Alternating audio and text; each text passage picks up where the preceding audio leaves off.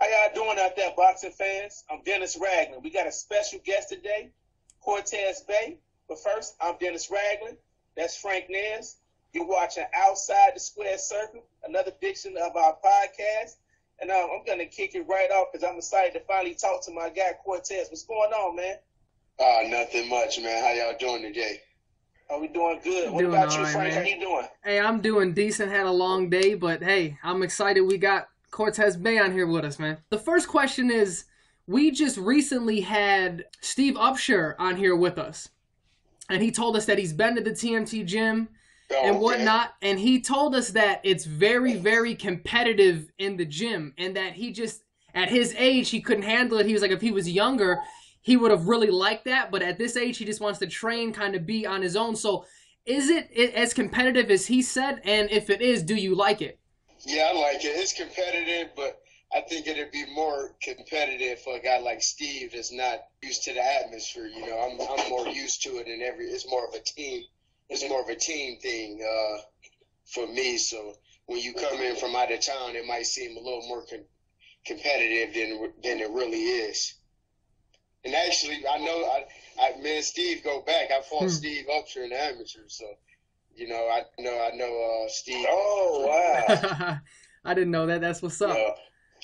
He cool dude. Yeah, he is. He came to Cleveland, Ohio, and fought me one time. Who won? I won. Hey, Okay. hey, we're gonna have to ask Steve. We're gonna have to ask Steve and see if you're lying. I even heard a story. He traveled in. We had an amateur fight show in Cleveland. I heard a story about you on the and he traveled in. A matter of fact, that day he came in from Pennsylvania and fought me, and that same day, Andre the World fought my brother. I heard a story about you and your brother. No, I'm saying the amateurs, they were trying to get y'all to fight each other, man. Is that true? Yeah. Oh yeah. We I was in the weight class under him, but I couldn't make weight. I actually missed the Golden Glove Nationals because I couldn't make the weight class that was under my brother. But my brother was already ranked he was either number 1 or 2 in the country at the weight class up. So when I saw I couldn't make that weight, and it was like one of the last tournaments to qualify for the Olympics, for the Olympic trials. And me and my brother, I went to my brother, we sat down, and I was like, I'm going to have to move up to your weight. And I said, for this goal, if we end up meeting up in the finals, that I just pull out. So when we got to the tournament, they stacked my bracket because they knew we was brothers, so they put us in separate brackets. But they put all the top 4 or 5 ranked guys in the country in my bracket, and I wound up beating all of them. And man, there we was right there in the finals. It was history. No brothers ever met up in the finals of a national tournament to qualify for the Olympic trials ever. So what happened once y'all met up? Did one of y'all just drop out? Yeah, that was the agreement. I said, since I was moving up to his weight, I was like, if we end up meeting in the finals, that I just pull out and try to go, make it through another way. So what I did was I came out to Vegas and tried to make it through the West Coast. But a few people out here knew who I was, and they ended up calling, and they wouldn't let. I moved up to the next weight class, and I moved. They ended up calling the people on me and was saying he was Cleveland, and they never let me fight at the other weight class. So to segue that, if it had to come down to it, maybe for a title shot or just what have you, would you fight your brother in the pros? No, definitely not. It's too. The amateurs would be more likely to fight, but I wouldn't have fought them in the amateurs. But the pros is like, guys, you can kill a guy in the ring, so it would never be worth it, fighting in the professionals. Watching your fights, I'm saying? You and your brother are blessed with technical ability. Really, y'all really skilled boxers. Your last loss was to Henry White in 2009. After that, you came back and redeemed yourself in 2010. And then from 2010 to 2013, you didn't even have a fight. So that was like a 3-year break. What happened during that time? It was almost a 4-year layoff. I took a little break, and it was a lot, man. It'd take me hours to sit down and explain to you, like, all the business stuff that was going on, man. And I wanted a little break from boxing because the way the whole situation went down leading up to that loss really turned me away from boxing. But it was still in my blood to want to box and succeed, but I had to step away for a while. I always stayed training. I actually went to like 4 or 5 training camps with a couple of different world champions, so I stayed training, but I just had to step away for a little while to regroup.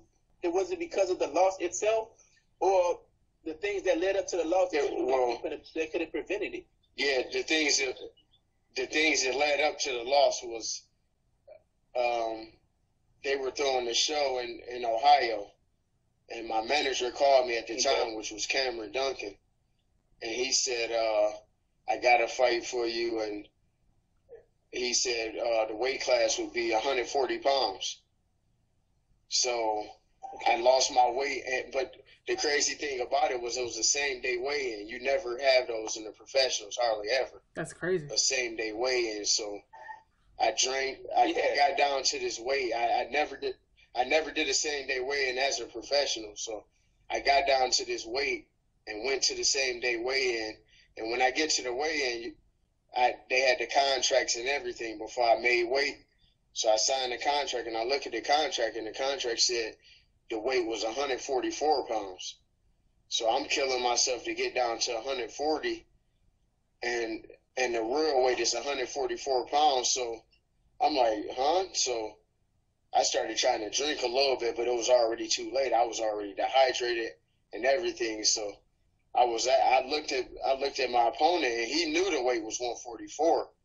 So I'm like, how does he know? And I got supposedly the top manager in boxing that's you pretty much running this show. Like this was TK Promotions that was promoting the show, which was Cameron's guys, like some guys that he brought in boxing and was steering the ship pretty much, but he was playing a manager role. But I'm looking like, how does my opponent know about the weight, but not me? Something not right about this. Like, how did, this guy's I'm the guy. I'm supposed to be the guy. So I just wasn't right for the fight. I drank down too low and was too weak, like, for the fight. So that whole situation, and the weigh-in was real close to the fight at that. And when I'm in my room trying to sleep for the fight, I get a call from the promoter, and the promoter like, yeah, Cameron Duncan, he wanted me to call you to let you know that he taking his percentage out of your fight purse. And I'm like, I was already mad because he messed my weight up. So I'm not about to. I'm trying to rest for my fight. I don't really have time to argue that this guy don't even deserve to get a percentage of my fight purse. Right. But that was that, and the whole situation was crazy. Like, so that all threw me off, and it messed me up for a while. That's why it's a beautiful thing for the fighters, like with a guy like Al Haymon. I know he get a lot of flack for people that's not in the insides, that really know how dirty it is. Fighters that's involved with Al Haymon and around the Al Haymon circle get more of a fair shake, because Al Haymon is just, Al Haymon is really a good guy. He grew up he come from the same hometown I come from. So, Al is a good guy. He's really good for boxing. Like, and a lot of people don't understand that. It's beyond just business. Al's brother was a professional boxer. He fought Sugar Ray Leonard. So Al understands how bad and dirty boxing can be from seeing what his brother went through. So Al is a good guy. So I think boxing is definitely in a different space with a guy like Al Haymon kind of running the ship. My third question for you is, so we touched on the hiatus that you had for almost 4 years. So now you're with TMT. How much longer until you want a title fight? Oh man, that's it's no telling really. I just gotta go take that step by step. I can't really say when or what, so I'm just taking a step by. That's not a question. It's hard to answer that right now. if I had to say, I'd say maybe by the end of the year. But if everything goes right and I get the right amount of fights that I need, I will hope by the end of the year sometime or the top of the year. Look at the future. It's about time for you to fight again. Is this big card that's coming up, the Floyd Mayweather versus Pacquiao? We'll talk a little bit about that later. But will we get a chance to see you on there? Will you have a fight on the card, even if it's not in the televised bout? I mean, will you get a chance to be in it? Yeah, I'm hoping somewhere around that I will be. I'm hoping we're talking about that right now, somewhere around that, that week or weekend. So we're looking at the near future. We know that it's a possibility that you could be on like the card leading up to the fight. Right now, if you had your, I know most of the time guys don't like to call people out. They just not say, look, their management handled that, and they just go in there and handle their part. But if you had to have a say, and they gave you three guys and say, who do you want, Cortez? Who would them three guys be that you would name?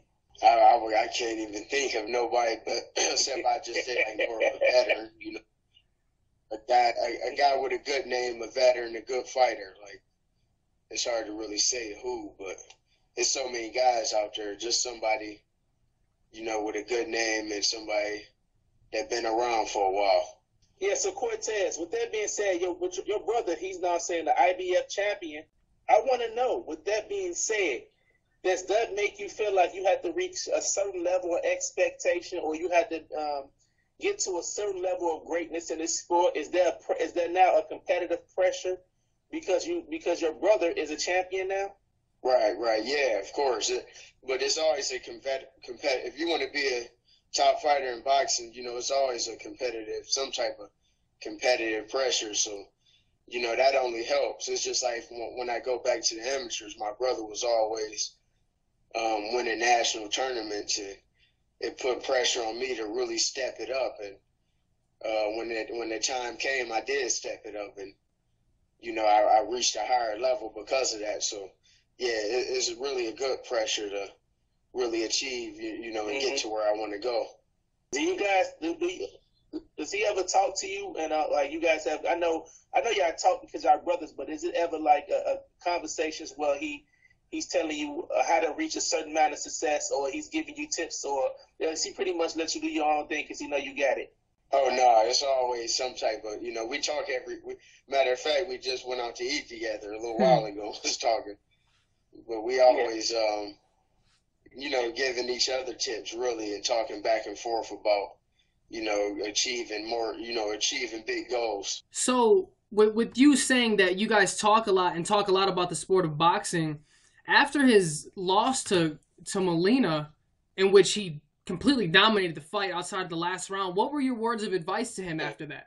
Really just go back. I can't even say go back to the drawing board, but really just stay focused and, redeem yourself. He tried for a good part of that year to get a rematch, but it just wasn't, for whatever reason, probably for money, but it wasn't. They couldn't make it happen. He wanted that rematch right away, but he knew he stayed focused. Floyd told him to get him a win or two in, and he'd get a title shot. So, he got, after that fight, he won 2 fights, one by knockout, and he got his title shot and ended up winning a world title. We always hear about the doghouse sparring, the greatness of how it goes on with sparring. I got heard, like everybody even that go there say you got the most competitive sparring ever.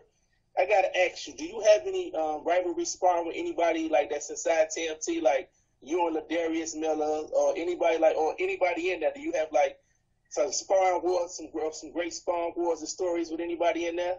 I don't get into too much of the war stuff. I just try to work because I've been Ladarius Miller. I see he get into a lot of wars because he's a younger guy, but I've been around a lot longer to see what sparring wars can do to you. I see a lot of fighters, no disrespect, but I see a lot of guys that's real punch drunk now, just from sparring, too many sparring wars. So when I see guys like that can barely speak and they're so messed up from all the sparring wars, I try to stay away from too many of those. But if it was a guy that I say that we had some good wars in the gym, I'd probably say Ashley had some good that's because his trainer, Nate Jones, like to talk a lot of junk. So we kind of go back and forth a lot.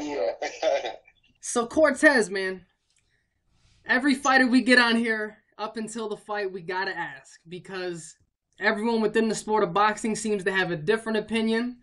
So we got to ask you, Pacquiao, Mayweather, May 2nd, as unbiasedly as you can, who do you think wins and why?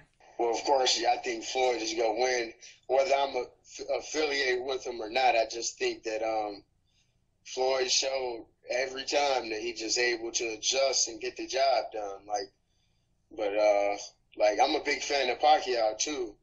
So I think, he going to make it a competitive fight for as long as it lasts. If Floyd find a hole and catch him or drop him or knock him out. But Pacquiao was a real competitive, legendary fighter. So he going to definitely make it a competitive fight. But I just think that Floyd is somewhere in that fight is going to be able to figure him out and get the job done. But, this is a fight that, everybody want to see. And Pacquiao showed that, outside of Floyd, who can you really name that can beat Pacquiao? So it's definitely a legitimate, super fight. So with that being said, do you think it's going to go to the cards, or do you think there's going to be a knockout for Floyd? I think Floyd got the shot. If Floyd really went for it, I think he might could knock him out. But if I had to say, I think it's probably going to go to distance. It might be a knockdown, but I think both of those guys got a lot of pride and a lot of fight. This is the biggest fights of both of their careers. So I think it's probably going to go to distance. If Pacquiao hit any shot of trying to win, how do you think his best shot would be? Just trying to go in there and just dominate and throw as many punches as he can, or just try to slowly take his time and box it? No, I don't think he definitely couldn't take his time, and because that's you with a guy like Floyd, you can't take your time too much for him to fight him. But Pacquiao a big puncher, so a guy like him always got a puncher's chance. So I say his biggest chance is the puncher's chance. All right, I got one more question. Do you ever take anything away from Floyd's work ethic, especially watching him in big fights like this, how he trains hard to push himself to the limit? Do you take anything personally away from what you see him doing in the gym? Yeah, I always have, over the years. Just the way Floyd worked and pushed through, but he worked real smart. He knows when to pick it up and when to step off the gas. So it's just, I really watch how smart he worked more so than anything. Cortez, I got to thank you, man, for joining us, man. It's been a blessing to have you here. Is there anything you want to tell fans and let anybody know about Cortez Bay, man? I just say stay posted. If you want to check me out, just catch me on Facebook, or just look out for me. Look out for me maybe on you guys' site, or look out for me on somewhere like Fight Hype. But just check me out and stay posted. You'll see something in the very near future. Absolutely. Thanks a lot, man, for your time. I know you're a busy man, so this meant a lot. I really appreciate it. Oh, no problem. All right, guys. This is Outside the Squared Circle. We hope you enjoyed this.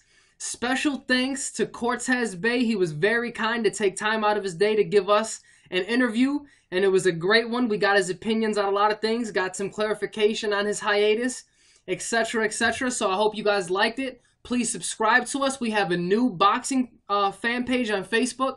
I'm going to link that in the description. So go ahead and like that for us. Share this video, man. Give us comments. Tell us what you think. What can we work on? What should we be doing more of? What should we be doing less of? Etc., etc. Let us know, man. So, Dennis, if you have any last words, go right on ahead. The only thing I got to say is I really appreciate every one of y'all that watch our videos. We do it for you guys. Like our video, share it, subscribe to it. Hey, we're going to continue to pump these out for you guys. Thank you.